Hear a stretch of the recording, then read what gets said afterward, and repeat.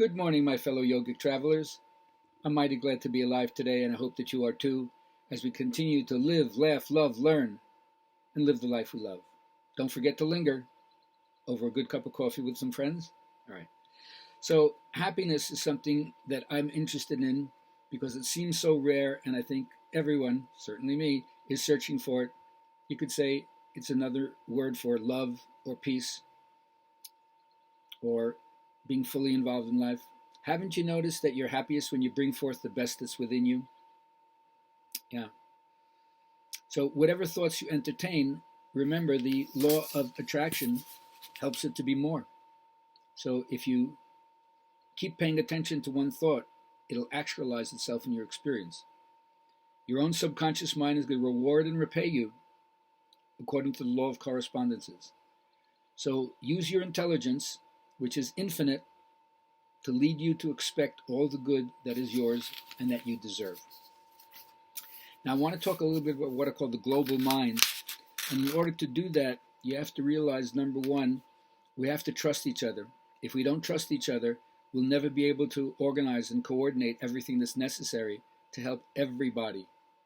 And of course, if there's no trust, do you understand the phrase, you can't get it together alone? Yes, with a little help from your friends, you're going to be able to do this. So the first thing is to recognize, how is it possible to be unaffected by adversity, by obstacle, by opposition, by criticism, or by apparent failure again and again?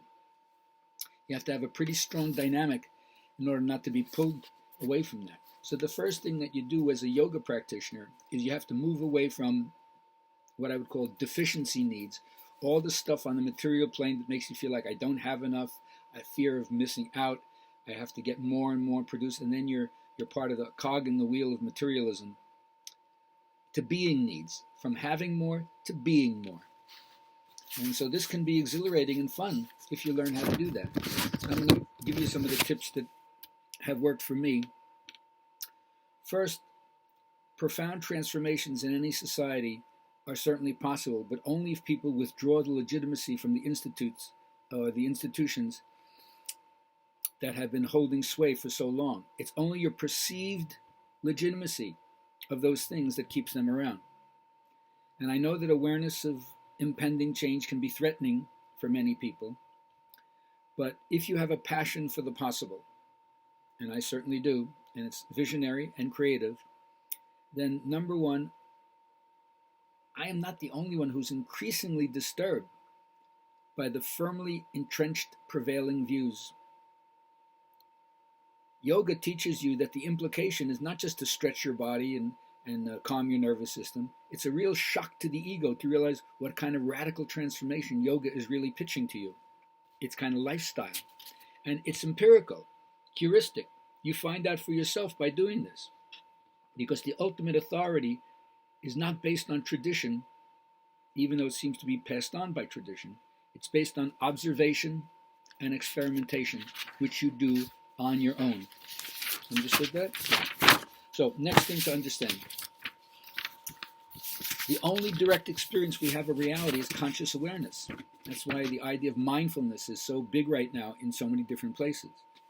And once you realize our perception of reality is strongly influenced by unconscious beliefs, and they often contradict what we really want, but people don't want to explore that. They don't want to perceive that. So that's the first thing you have to understand, is that we're all being run by conditions.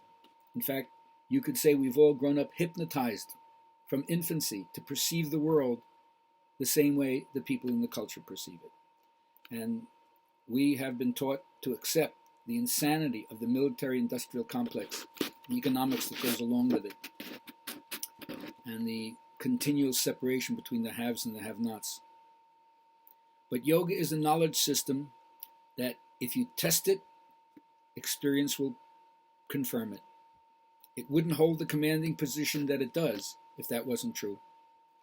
So you learn simple things, that my own thoughts can make me ill, my own thoughts can make me well. So the collective thinking can all make us ill, or the collective thinking can all make us well. So The modern world doesn't assume the validity of all these inner experiences. It doesn't give public validation to these things. Even though it's been consistently reported down through the ages, most people refuse to adopt a lifestyle that accommodates this, but not if you're a yoga practitioner.